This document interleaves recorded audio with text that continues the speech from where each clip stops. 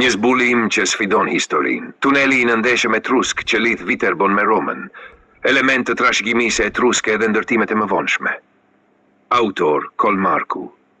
Ekspertët e Universitetit të Tuskis theksojnë ngjashmëritë midis teknikës së gdhendjes së këtij tuneli dhe strukturave të tjera etruske të zbuluara në rajonin e Tusqjas. Shenjat e daltares në muret e tufit flasin për një origjinë që mund të shkojë deri në shekujt të dillt para erës sonë. Por interesant është edhe fakti se në disa seksione të tunelit janë gjetur elemente të ndërtimit të mëvonshëm, harqe guri dhe mure me tulla, që mund të jenë vepra të periudhës romake ose edhe mesjetare. Hipotezat mbi funksionin e tunelit. Qëllimi i ndërtimit të këtij tuneli të jashtëzakonshëm mbetet ende mister.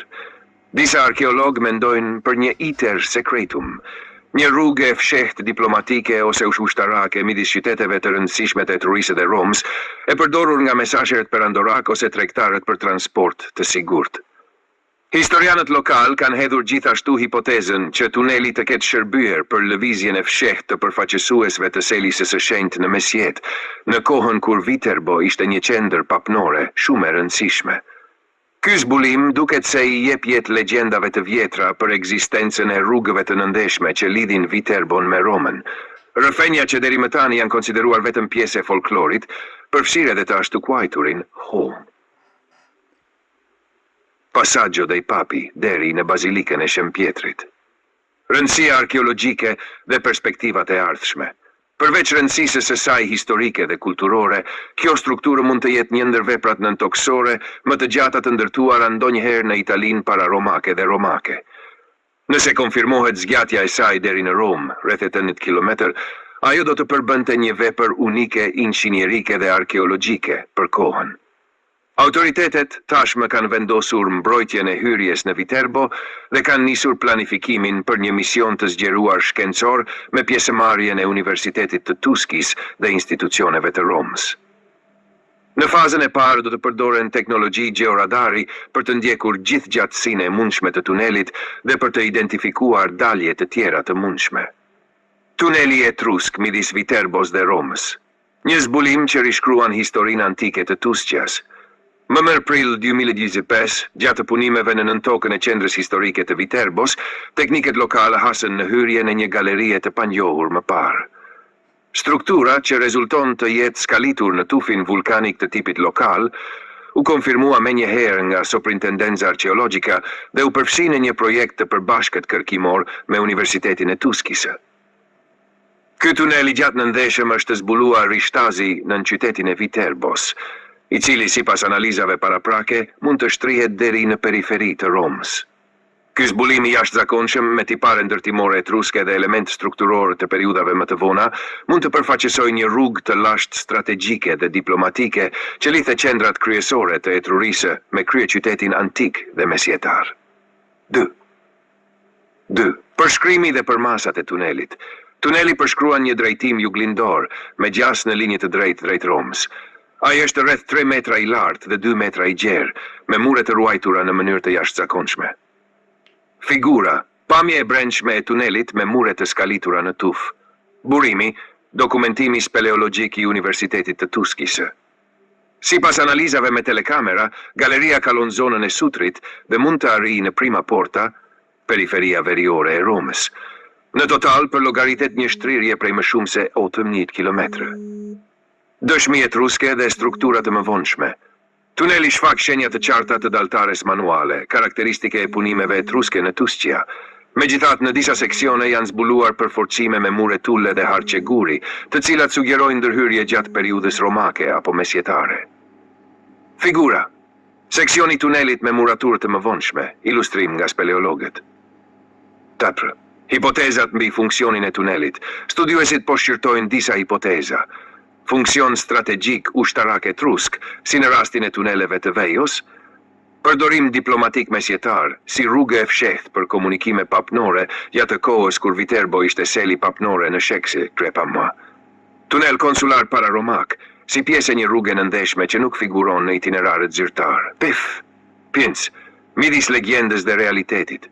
Historitë populore për një passaggio dei Papi nga Viterbo në Vatikan ishin prej kohësh pjesë e folklorit lokal. Ky zbulim për herë të parë I jep atyre një bazë materiale dhe arkeologjike konkrete.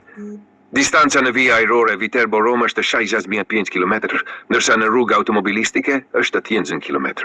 Qest, hapat e mëtejshëm, eksplorimi shkencor. Sipas deklaratave zyrtare, hyrja në tunel është aktualisht në mbrojtje. Ekipet kërkimore do të përdorin georadar dhe sondazhe arkeologjike për të hartuar gjithë gjatësinë e tunelit.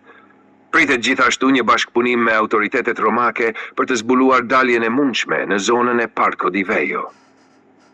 Etruskët dhe lidhja e tyre me Pellazgët, një trashëgimi e përbashkët etnokulturore. Etruskët ishin një popull I të njëjtit trung etnik me Pellazgët dhe qytetërimi I tyre do të thotë një qytetërim Pellazg I rëndësishëm, dhe është e pamundur që të konsiderohen Pellazgët si një popull mitologjik. Ai ishte një popull historik dhe ka lënë vepra të mëdha që janë shumë të vështira për t'u realizuar edhe në kohën tonë. Ja rasti konkret, si janë orientuar ata për të hapur një tunel shumë të gjatë në terrenin shtufor nëntoksor. A nuk flet kjo vepër për një inxhinieri të lartë ndërtimore dhe gërmimesh të orientuara nëntoksore, sa që është shumë e vështirë të realizohet sot në epokën moderne me një teknologji shumë të lartë. Zbulimi I një strukture nëndeshme të përmasave të jashtëzakonshme në territorin e Tusqjas sjell sërish në vëmendje origjinën dhe identitetin e qytetërimit etrusk. Shumë autorë të lashtësisë dhe studiues moderne kanë trajtuar temën e lidhjes midis etruskëve dhe Pellazgëve si pjesë e një trungu të përbashkët etnokulturor. Autorët e antikitetit që lidhnin etruskët me Pellazgët. Herodoti shkruan se etruskët Tyrsenet kishin ardhur nga Lydja Azia e Vogël në brigjet italiane në drejtimin e Tyrsenojt, por ai gjithashtu I quan Pelazgoi Tyrhenoi, pra Pellazgë Tyrsen. Dionisi I Halikarnasit jep një përshkrim të gjatë të origjinës së etruskëve, duke refuzuar versionin lidian të Herodotit dhe duke theksuar origjinën autoktone në Itali, por pranon që shumë autorë I quajnë edhe Pellazgët e Italisë. Straboni shkruan se qytetet e Etrurisë, si Spina e Pisa, u themeluan nga Pellazgë dhe se Tyrsenet janë Pellazgë në disa tradita. Plini I Vjetri, sheki IS, I quan etruskët vetë emërtues si Rasenet, por përmend gjithashtu emërtimin Tyrhenoi, që ka lidhje me përmendjet greke dhe pellazgjike. Studiues modern që mbështesin lidhjen etruske-pellazgje. Massimo Pittau ka argumentuar se gjuha etruske është një formë e hershme indo-evropiane me afri me Shqipen, duke përforcuar idenë e një substrati Pellazg që ruhet në trashëgimin etruske. Giuseppe Semerano nga ana tjetër e lidh etruskishten me një gjuhë të lashtë lindore, me ndikim në greqishten dhe latinishten. Ky filolog italian propozon që shumë fjalët të gjuhës etruske dhe të greqishtes së vjetër të kenë rënje nga një gjuhë më e lashtë lindore me ndikim nga pellazgjishtja. Arben Lalla, studiues shqiptar, ka analizuar referencat antike dhe moderne për të vërtetuar pranin e një rrjedhe pellazge ilire etruske, duke theksuar trashëgimin kulturore dhe gjuhësore të përbashkët. Dent. Etruskët dhe arti I tyre si trashëgimi e kulturës pellazgje.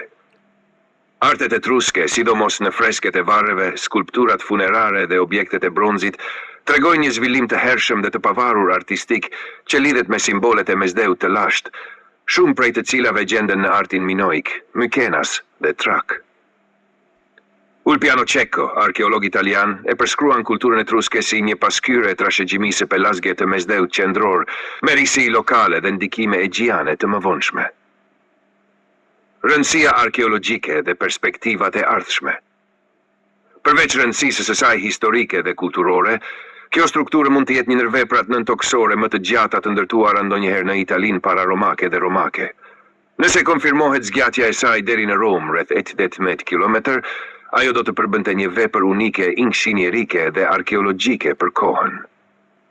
Autoritetet tashmë kanë vendosur mbrojtjen e hyrjes në Viterbo dhe kanë nisur planifikimin për një mision të zgjeruar shkencor me pjesëmarrjen e Universitetit të Tuskis dhe institucioneve të Romës. Në fazën e parë do të përdoren teknologji georadari për të ndjekur gjithë gjatësinë e mundshme të tunelit dhe për të identifikuar dalje të tjera të mundshme. Vëllëdëq. Përfundim. Kultura materiale etruske, sidomos në artet pamore, objektet metalike, pikturat murale dhe rite funerare, dëshmon një zhvillim të pavarur, por edhe të lidhur me botën minoike, mykenase dhe iliro-trake. Kjo mbështet tezën për një bashkësi kulturore pelazge që shtrihej nga Egeu në Adriatik dhe në Etruri. Në këtë dritë, vetë tuneli i zbuluar midis Viterbos dhe Romës nuk është thjesht një arritje inxhinierike, por edhe një dëshmi fizike, një qytetërimi që ndante tradita dhe struktura me qytetërimet e tjera të mesdheut të lashtë. Shën studim realizuar në BEP me IA. Bibliografia dhe sitografia. Tusciaweb.eu, scoperto un antico tunnel etrusco sotterraneo. Interviste me arkeologët e Universitetit të Tuskis, botuar në Corriere della Tuscia, 2 prill 2025. 3 Pallottino M, Civiltà degli Etruschi Milano Rizzoli, 1984. Torelli M, Storia degli Etruschi Roma La Terza, 2005. 5. Bonfante L, Etruscan Life and Afterlife, Wayne State University Press, 1986. Sexemerano G, Le origini della cultura europea, Volateth, Firenze Olshki, 1994. Seth Lalej, kush ishin etruske dhe lidhja e tyre me shqiptarët e sotëm në shqiptaria.com, 2018. Oth Heroti, History, Libri Quens, 94. Na Dionysius of Halicarnassus, Roman Antiquities, Libri 1s, 17-30. 10. Strabo, Geographica, Libri Feet 2. 11. Pliny the Elder, Naturalis Historia, Libri 35. 12. Petau M. La Lingua dei Sardi Nuragici e degli Etruschi, ed P.T. Sassari, 2001. 13. Haynes S. Etruscan Civilization, A Cultural History, Getty Publications, 2000. 14. Cecco U. Arte Mito nell'Etruria Arcaica, Napoli Museo Archeologico. Shënim. Të nderuar leksues, përfundimet besoj janë të qarta për gjithë secilin. Jeni të lutur që kushdo që është i interesuar ta leksoni me vëmendje dhe ta dëgjoni edhe këtë tekst dhe do të keni mundësi të ndiqni edhe video tekstin të leksuar nga IA.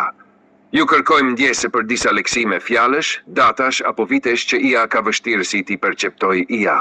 Por jeni të lutur të leksoni dhe shkrimin pasi i keni të qarta aty. Ju falenderojmë për vëmendjen dhe kohën e kushtuar. Jeni të lutur të mos harroni t'i bëni pëlqim shkrimit dhe videos nëse e shikoni të arsyeshme, sepse kështu do të rritet mundësia e përhapjes. Ju uroj një ditë të mbarë dhe mirupafshim së shpejti në shkrime dhe emisione të tjera në vazhdim. Autor Kolmarku Itali.